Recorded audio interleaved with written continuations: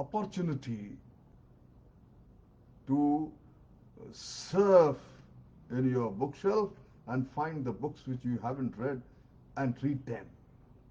I found a book which was sent by my publisher's friend, California-based publisher friend.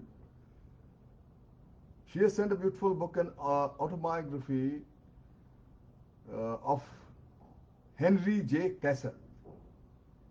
This gentleman was the greatest American builder and improviser who lived up to 90 years of age and was working till he breathed his last. Very inspiring. He had no time to fall sick.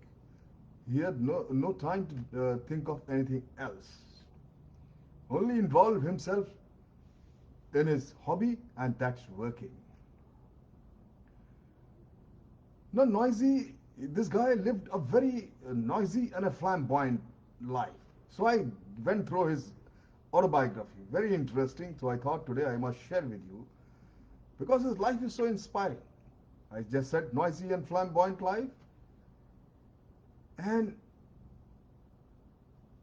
emanating energy in the surroundings wherever he lived. Totally involved in every project with ferocity and glee, one after the other. They were that anyone, he gives a good message lesson that anyone who observes, in one of the chapter he leaves a message or learning lessons of his life, of the keys of some achievement, and says anyone who observes these principles, what he has written, can't help himself or herself but be a success.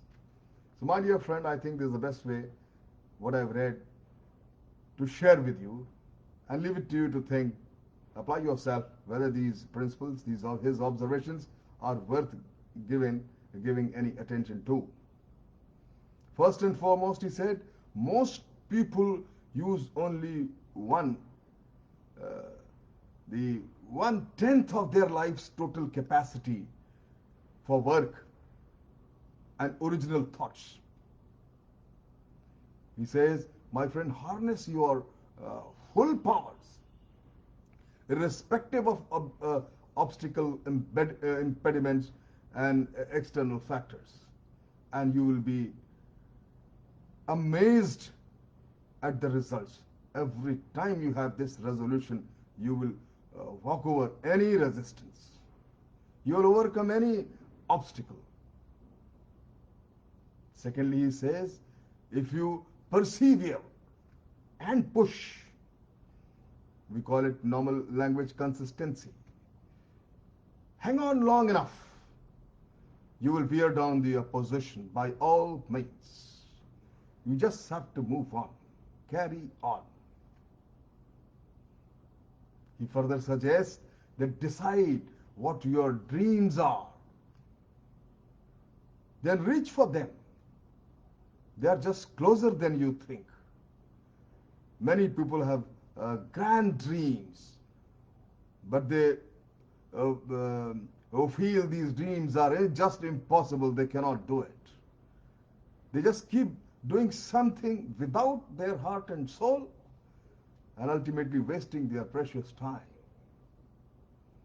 They spend their energy telling themselves why it can't be done. My friend, if you think you don't know what you want to do, he says, just simply ask yourself, what do I want most out of life? That's your dream.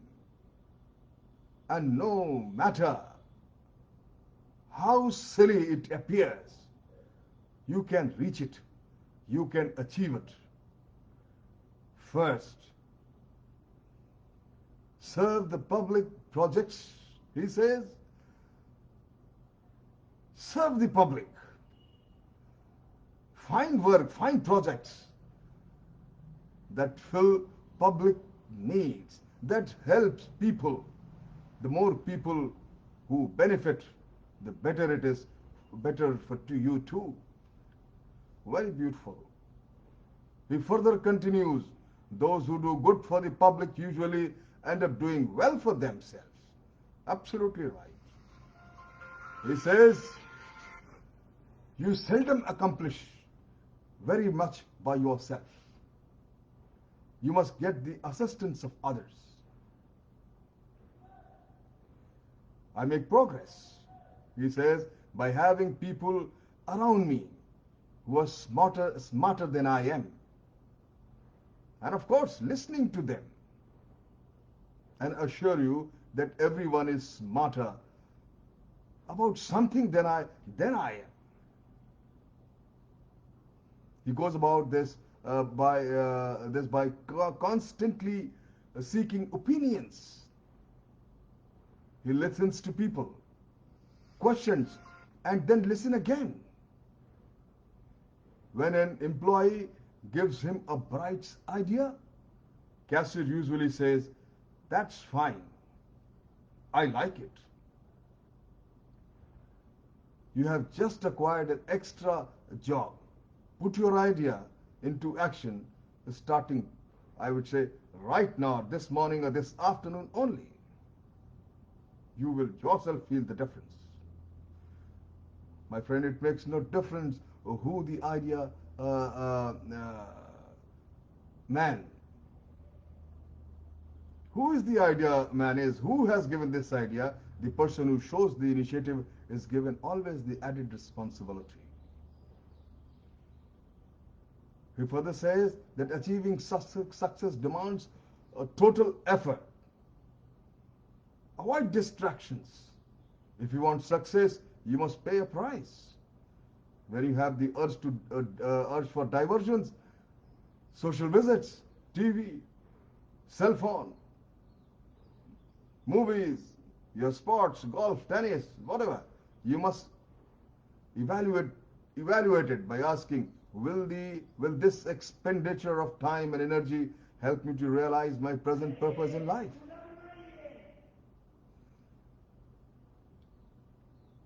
Success, my friend, is a selfish taskmaster.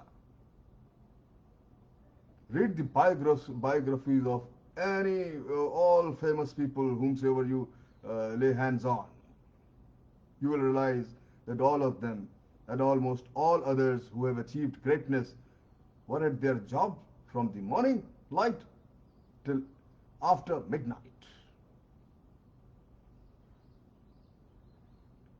Kesser was also like this. Watching him embark on a new project is like seeing a man with blinders on.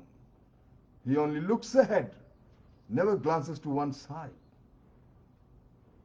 My friend, conduct your affairs as if you expect today to be your last day.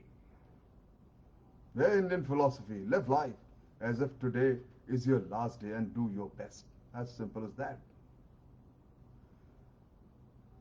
He also believed that by saving a few minutes here and there, a few hours here and there is a possibility to add many years of usefulness to your life. Don't waste time. Every morning, he mentally lists everything he wants to accomplish before midnight. In the late afternoon, he goes over the list again. Every project must be completed. Just as if Kesser would not be around tomorrow to take care of loose ends. He must finish his job. Good suggestion, good idea, good lesson. This practice permitted him to start each day neat and uncluttered.